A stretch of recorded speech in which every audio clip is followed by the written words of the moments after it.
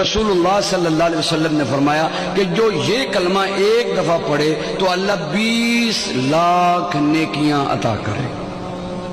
کتنی نیکیاں بھی؟ 20 لاکھ نیکیاں۔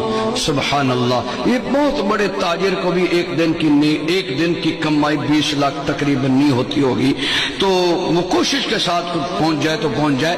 یہ 20 لاکھ، آپ کتنے خوش قسمت ہیں، یہاں 2 گھنٹے بیٹھے ہیں اور 2 گھنٹوں کی برکات یہ کہ جب آپ اٹھ کر جائیں گے تو آپ کے جنت کے بینک میں 20 لاکھ نیکیاں اللہ جمع کروا دیں گے۔